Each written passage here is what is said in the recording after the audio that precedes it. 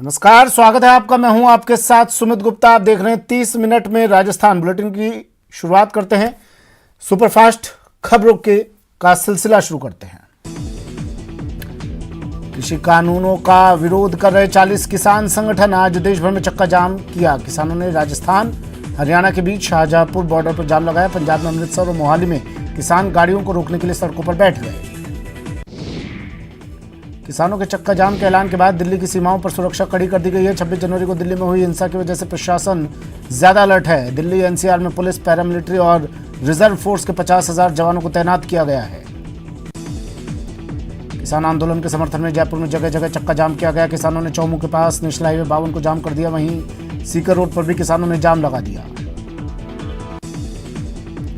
कोटा में भी किसानों के समर्थन में कांग्रेस ने विशाल ट्रैक्टर रैली निकाली। यूडीएच मंत्री शांति धारीवाल के आह्वान पर कोटा शहर और आसपास के ग्रामीण इलाकों से बड़ी संख्या में किसान अपने ट्रैक्टर के साथ रैली में शामिल हुए।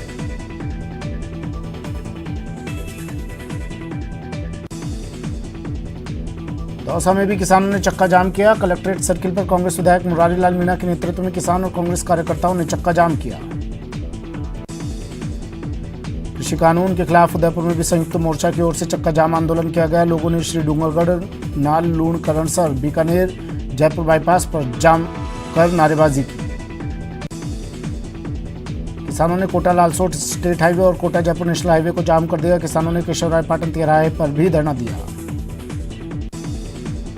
कृषि कानूनों के विरोध में श्रीगंगानगर में भी चक्का जाम किया गया। राजस्थान पंजाब बॉर्डर, सूरतगढ़ बाईपास और अन्य आने जाने वाले रास्तों, स्टेट हाईवे और नेशनल हाईवे पर किसानों ने चक्का जाम किया।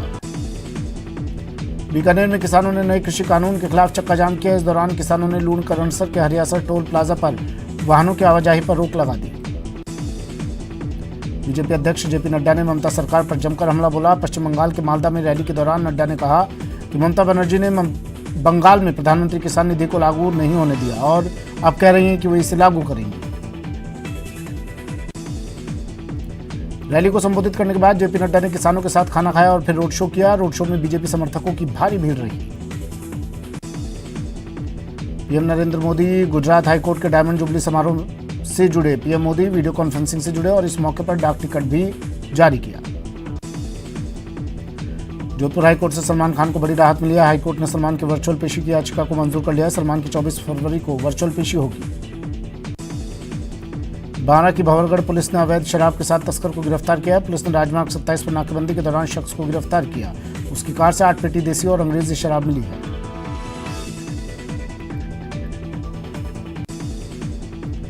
झुंझुनू की मुकुंदगढ़ पुलिस ने अवैध शराब बनाने की फैक्ट्री का भंडाफोड़ किया है। ये फैक्ट्री नाहर सिंघानी गांव के खेत में चल रही थी। पुलिस ने खेत के मालिक को गिरफ्तार कर लिया है। बजट को लेकर आज दूसरे दिन सीएम अशोक गहलोत ने एनजीओ, सिविल सोसाइटी और उपभोक्ता फोरम के प्रतिनिधियों के साथ संवाद किया। चूरू में कल हुए गैंगवार के एक आरोपी को पुलिस ने गिरफ्तार किया है। डीजीपी एमएल लाठा ने इसकी जानकारी दी। कल चूरू के ढाणी मोजी में 3 लोगों की हत्या के बाद स्थिति तनावपूर्ण है। पूर्व सांसद राम सिंह कसवा के समझाने के बाद ग्रामीणों ने तीनों शव पुलिस को सौंप दिए हैं। वहीं इस मामले में हमीरवास थानाधिकारी सुभाष को लाइन हाजिर कर दिया गया है। गांव वालों ने पूरे मामले में हमीरवास थाने के खिलाफ कार्रवाई की मांग की थी। इससे पहले गांव वालों ने मुआवजे की मांग और आरोपियों की गिरफ्तारी की मांग को लेकर हंगामा किया और तीनों शवों के साथ प्रदर्शन किया।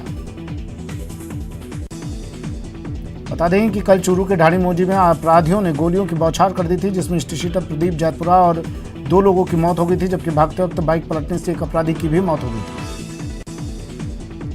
इस हत्याकांड में संपत नेहरा गैंग के हाथ होने की आशंका जताई जा रही है, जिसके बाद पुलिस पंजाब के होशियारपुर जेल में बंद संपत नेहरा से पूछताछ करेगी। चूरू में कल हुए गैंगवार का असर झुंझुनू में भी देखा जा रहा है। चूरू बॉर्डर समेत अन्य इलाकों में एसपी मनीष त्रिपाठी ने ए श्रेणी की नाकाबंदी करवाई हुई है। कोटा में 12 साल के लड़के ने फांसी लगाकर आत्महत्या कर ली। आत्महत्या के कारणों का खुलासा नहीं हो पाया है। हनुमानगढ़ में रेलवे जंक्शन के इंडस्ट्रियल एरिया के पास 2 ट्रकों में भिड़ंत हो गई। इस हादसे में दोनों ट्रक चालकों की मौके पर ही मौत हो गई। भरतपुर में एक ट्रक और बाइक में आमने सामने की टक्कर हो गई। हादसे में बाइक सवार की मौके पर ही मौत हो गई। भरतपुर के बयाना में बाइक फिसलने से बाइक सवार 2 युवक गंभीर रूप से घायल हो गए। दोनों को इलाज के लिए अस्पताल में भर्ती करवाया गया। उदयपुर के फतेहपुरा साइफन रोड के पास एक कार और ऑटो में जोरदार भिड़ंत हो गई। इस हादसे में ऑटो चालक और ऑटो में सवार 3 लोग गंभीर रूप से घायल हो गए। कोटा के मंडाना टोल प्लाजा के पास एक मिनी ट्रक डिवाइडर से जा टकराया। इस हादसे में वाहन का अगला हिस्सा पूरी तरह से क्षतिग्रस्त हो गया। भरतपुर के कुम्हेर इलाके के बेलारा खुर्द में 2 मकानों में आग लग गई। मौके पर पहुंचे फायर ब्रिगेड ने कड़ी मशक्कत के बाद आग पर काबू पाया। कोटा में महावीर नगर थाना पुलिस ने एक शातिर चोर को गिरफ्तार किया। आरोपी के पास से पुलिस ने 12 ग्राम चोरी का सोना और चोरी की 5 बाइक बरामद की। कोटा रेल मंडल के माल डिब्बा मरम्मत कारखाना में जूनियर और सीनियर सेक्शन अभियंताओं के बीच जमकर मारपीट हुई। बारा में अंता थाना पुलिस ने अमेरिकन डॉलर के नाम पर ठगी करने वाली एक शातिर महिला को गिरफ्तार किया है।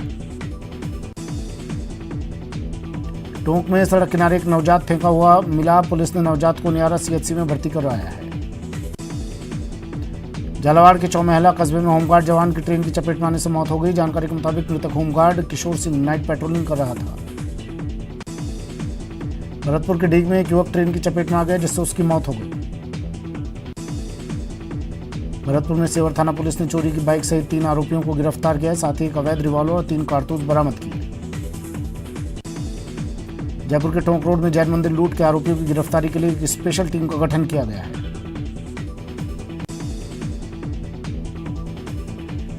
करौली में पुलिस ने 70 किलो भांग और 4 किलो गांजा जब्त किया। पुलिस ने मामले में 2 आरोपियों को भी गिरफ्तार किया।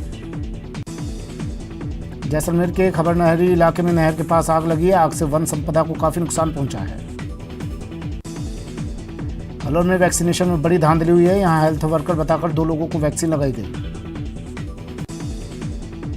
जैसलमेर के लाठी में एक बंदर ने भारी उत्पात मचाया। बंदर ने दुकानों के कांच और सामान तोड़ दिए। टेरिटरी को लेकर जालाना के जंगलों में 2 लेपर्ड के बीच फाइट हो गई। सिम्बा और राणा के बीच जमकर फाइट हुई। राजस्थान पुलिस भर्ती और पदोन्नति बोर्ड की एडीजी विनीता ठाकुर ने डूंगरपुर में पुलिस लाइन का निरीक्षण किया। झुंझुनू में एसपी मनीष त्रिपाठी ने कोरोना वैक्सीन लगवाई। इसके अलावा पूरे जिले में 1562 पुलिसकर्मियों को कोरोना वैक्सीन लगाई गई। डूंगरपुर में आज पुलिस अधिकारियों और पुलिसकर्मियों को कोरोना टीका लगाया गया। भरतपुर के कामा में ओलावृष्टि के बाद दर्जनों गांवों के किसानों ने एसडीएम कार्यालय पर धरना दिया। चित्तौड़गढ़ में सड़कों की खुदाई का दौर बदस्तूर जारी है। कभी सीवरेज तो कभी गैस पाइपलाइन की खुदाई की जाती है। कोटा में सड़क सुरक्षा माह के तहत कोटड़ी चौराहे पर ट्रैफिक डीएसपी ने ट्रैफिक बूथ का उद्घाटन किया। अपनी विभिन्न मांगों को लेकर रोडवेज कर्मियों ने भरतपुर के केंद्रीय बस स्टैंड पर धरना प्रदर्शन किया। प्रदेश के ग्राम विकास अधिकारी अपनी 7 सूत्री मांगों को लेकर आज सत्याग्रह यज्ञ कर रहे हैं। यूडीएच मंत्री शांति धारीवाल ने विकास कार्यों का निरीक्षण किया। मंत्री धारीवाल ने कोटा के महत्वपूर्ण प्रोजेक्ट चंबल रिवर फ्रंट का निरीक्षण किया। भरतपुर में सड़क सुरक्षा माह के तहत परिवहन कार्यालय से महिलाओं की बाइक रैली निकाली गई। अजमेर में आज पुलिस अधिकारियों और जवानों को टीका लगाया गया। जेएलएन अस्पताल सहित निजी अस्पतालों में वैक्सीनेशन की व्यवस्था की गई। Chief post master general Anula Kumar ने पुष्कर के उप डाकघर का औचक निरीक्षण किया।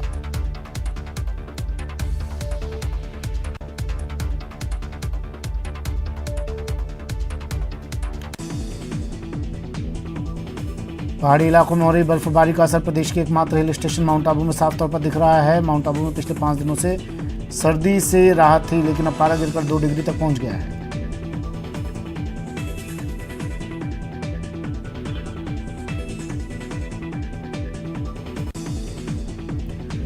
करौली के इंदौर नगर परिषद के नवनिर्वाचित सभापति ब्रजेश जाटव और उपसभापति लेखेंद्र चौधरी का लोगों ने माला साफा पहनाकर अभिनंदन किया। डूंगरपुर राशन विक्रेता संघ ने अपनी कई मांगों को लेकर डूंगरपुर विधायक गणेश घोगरा को सीएम के नाम ज्ञापन सौंपा। दौसा में ग्राम विकास अधिकारियों ने सद्बुद्धि यज्ञ किया। ग्राम विकास अधिकारियों ने कहा कि सरकार ने पदोन्नति करने और रिक्त पद भरने का वादा किया था, लेकिन अभी तक पूरा नहीं किया। देश में पिछले 24 घंटे में कोरोना के 11,713 नए केस सामने आए, जिसके बाद देश भर में कोरोना मरीजों का आंकड़ा 1,08,14,000 को पार कर गया है।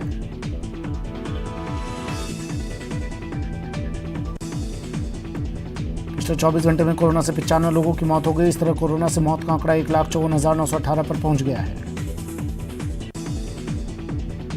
पिछले 24 घंटे में कोरोना के 14,488 मरीज रिकवर हुए। इसके साथ ही रिकवर हुए मरीजों का आंकड़ा 1,05,10,000 को पार कर गया है।